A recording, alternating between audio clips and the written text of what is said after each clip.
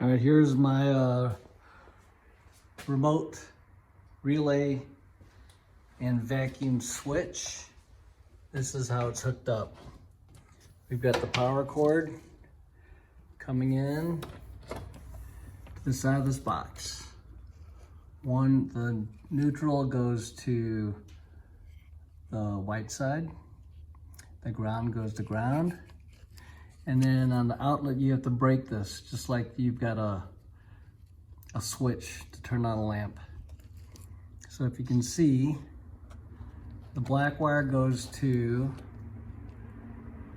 one side goes to the top plug where this little AC adapter is going to be plugged into.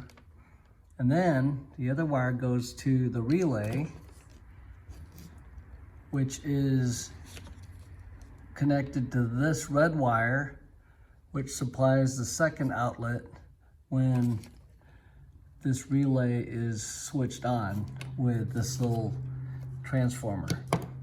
So if you can see the transformer, one wire goes to one side of the relay coil. The other side goes to the wires that go to the switch in the wall. So the second wire that goes to the switch in the wall goes to that other side of the transformer. So what actually is happening is this transformer supplies voltage to this coil. So one side already goes to one of the wires, which is this yellow, and then this white one here is switched on when you plug your hose in at the vacuum doors. So if I was to hook these two together, it'll make that relay click that turns on the second outlet. So real simple. It's this all goes together like this. This relay goes inside. There's a little cover here. It blocks this.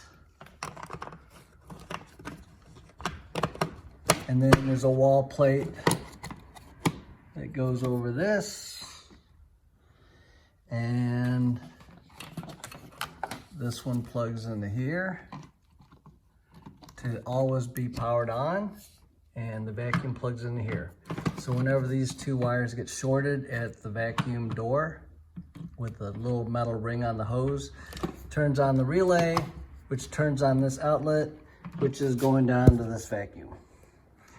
And then the vacuum goes up into the attic like I showed in the first video. So I'll show the hose working, turning this on once I get this back together and go inside. Right, this is what it looks like all hooked up. Power goes into the box. Remember, this side's always hot up here, and it's supplying AC, or the power AC to the DC transformer. I think it puts out 6 volts, and that's enough to toggle that relay once these two wires get shorted together at the vacuum outlet door, so, or inlet door, whatever you want to call it. So when this turns on, these two short, turns on the relay turns on this half of the socket turns on the vacuum, and the suction goes up into the attic into the rest of the house. So what I'm going to do to make this quieter, I found a fitting that fits in the output. I'm probably going to put a hole in the wall, maybe down low, just so it makes all this extra air blow outside instead of inside the garage. So what I was getting, I was doing some drywall work to finish the hole upstairs where I had to put the PVC through the wall. And when I was vacuuming this dust, I'd come out here and the car would be covered with white dust. So some of it's getting through that little filter in there. It's a wet dry vac, so the filter is pretty tight, but it's still letting the real fine particles of drywall dust come through, because I'd be able to see it on the black paint. So that's probably going to go outside of the building, that exhaust, or no, it's still pretty loud out in the garage. I can hear it through the wall. So the next thing I could also do is extend this out to the other garage and put this over there or build a little hanging side shed on the side of the garage like I had with my air compressor, and put this thing outside the wall, the whole vacuum. Okay, so I'll show you the hose turning this thing on from inside. All right, this is the circuit. I'm going to explain how it works. Very simple circuit. So this plug plugs into the wall. And like I showed you inside the box, this is just the diagram so you can kind of understand it if you need to hook one of these up. So here's the white, which is the neutral. It actually comes up and hooks to this side of the socket. And these two are connected. So once you hook it to either screw on the white side, as you can see, I drew these larger than the small side. The small side's always the hot side, the black wire side. That's the side that'll shock you because the neutral side is more like a ground. So your neutral white wire is going to go up and go right to the socket, okay? The black wire is the one that pigtails out. So one wire is going to go to this side of the relay. I always look at my relays like this. You've got 3 legs here standing up, and then you might have a second one here laying down, and this one laying down. The one laying down is your normally open circuit, and this one over here is normally closed. So when this is energized, it would disconnect from this leg, but connect to this leg. So I just didn't draw the other leg in, which is the normally closed one. But I always look at the relays like this, but I drew it this way just so you can see this if you need to make one of these circuits. Okay, so the black wire is pigtailed off. One wire goes right to this female crimp that you're going to plug into your relay here. The second wire that branches off of that goes to the top black screw, top screw for this socket on the side of the outlet, and then you break that little pin or the connection that goes between the 2 screws, because that's what they would use. Let's say you want a hot side in a room, and then the other side you want it switched, like let's say a lamp, or going to a wall switch to turn on a lamp or something. So that's why you would break this little piece.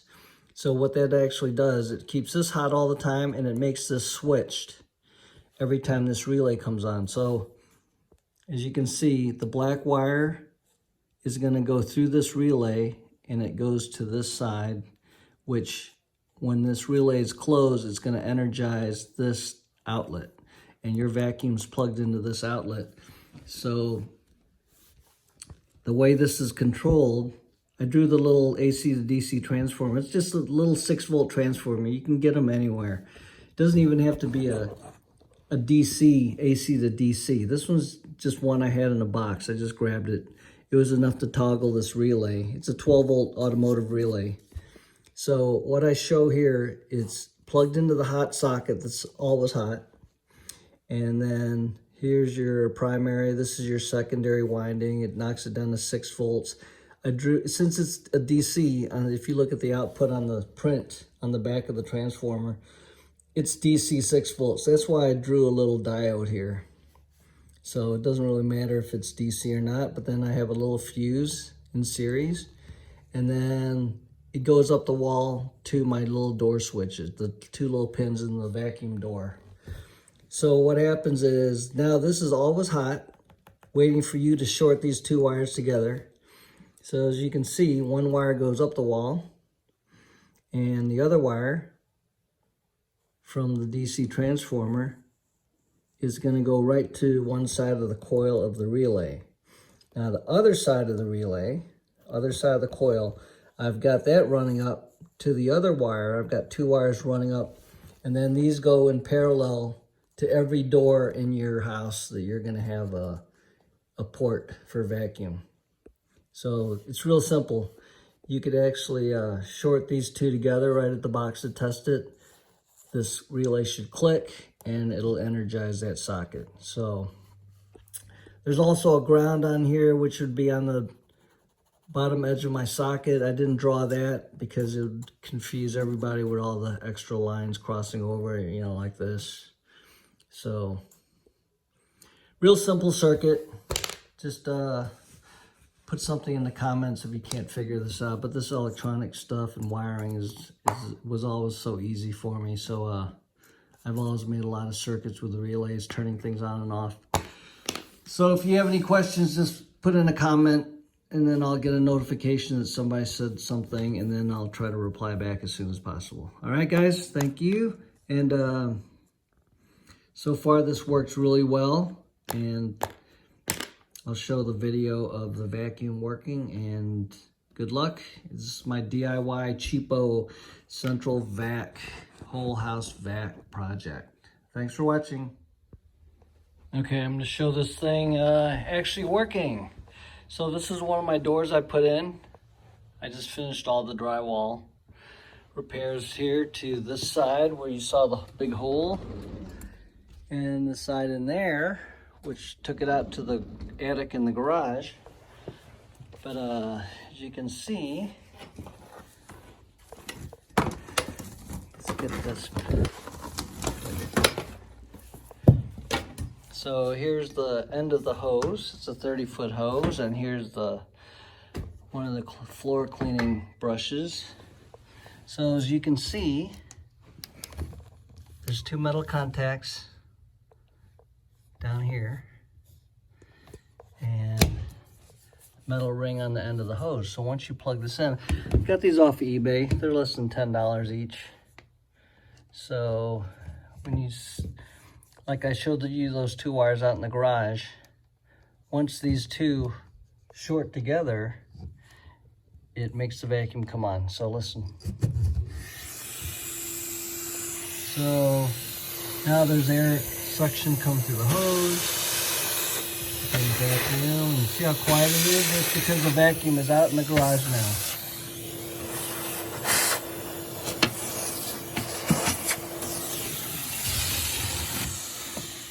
And then when you unplug it, the door closes. And then I'll show you my other one I put in. Oh, and here's the inside of the wall. This is the clean out. So you can see where it goes through the wall, and this is my clean out in case something gets stuck in there that won't suck all the way through. I can take that cap off and push it through, or pull it back out. But let's see, I'll show you the bottom. Because through that wall,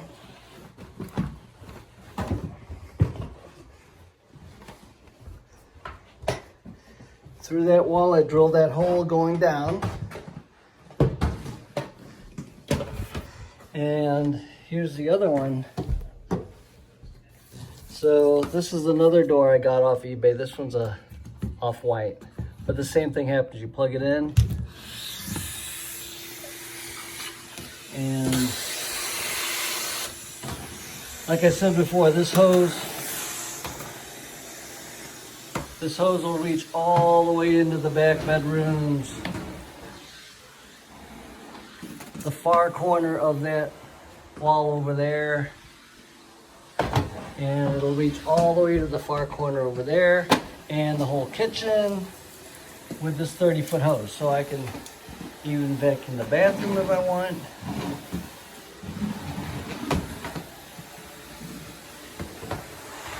And one thing good about this chase going down the wall here, I could actually go down to the basement